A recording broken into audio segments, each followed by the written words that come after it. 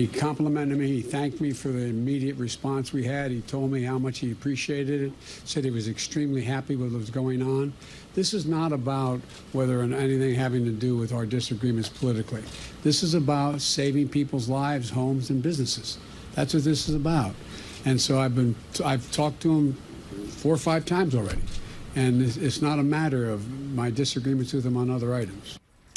That was President Biden telling a reporter his political relationship with Ron DeSantis is not relevant during a natural disaster when the federal government needs to work closely with state and local governments. Officials have a big job to do. Beyond the damage to individual homes, there is extensive damage to the state's infrastructure. Look at this. The islands of Sanibel and Captiva are completely cut off from mainland Florida after the storm washed away not just one, but 3 parts of the causeway. Joining me now is Secretary of Transportation, Pete Buttigieg. Mr. Secretary, thank you very much for joining us. It is a big job to do. How do you begin? Well, the focus of the department right now is on making sure that emergency supplies can get to where they need to go and keeping the transportation systems as functional as possible. We'll be there to help with rebuilding. We already have authorities available through things like emergency relief funds through our Federal Highway Administration. But right now, the focus is more on the immediate term. And so every part of the Department of Transportation is coordinating, getting information through our Transportation Operations Center. And part of that broader federal effort that the president described, especially now that he has issued that major disaster declaration, that creates a lot of the tools to be safe and then look ahead to recovery.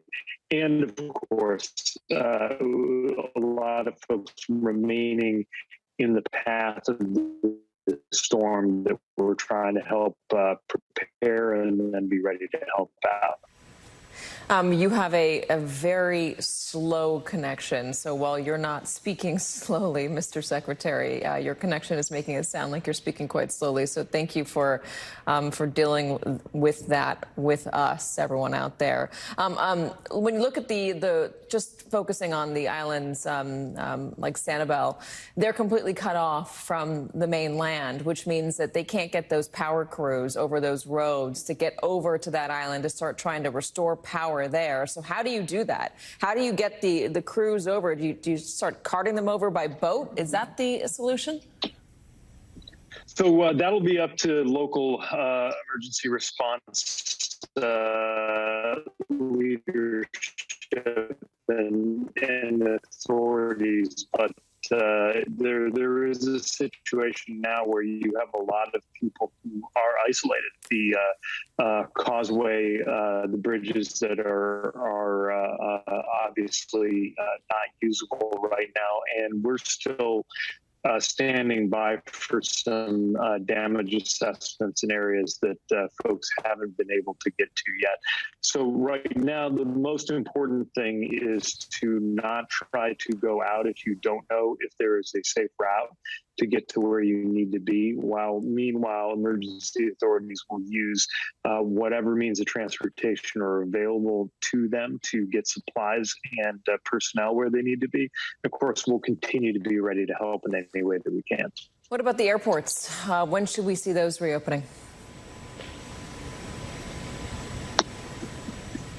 So right now, the airports that are most impacted or closed will probably remain so for some time. FAA has set up its airspace coordination areas that help them give priority to emergency response aircraft.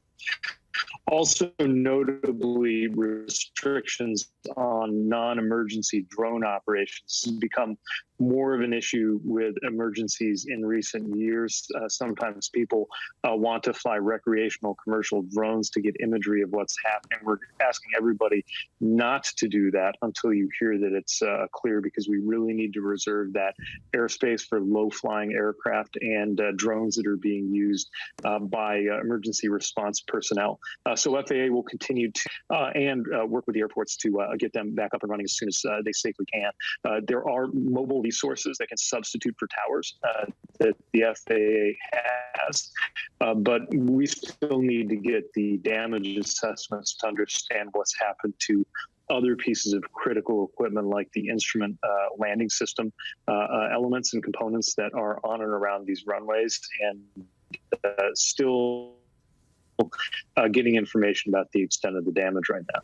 Secretary Pete Buttigieg, thank you very much for joining us. And coming up at 3, Homeland Security Secretary Alejandro Mayorkas will join Hallie Jackson. Stay tuned for that. Coming up next, what it was like to fly into the eye of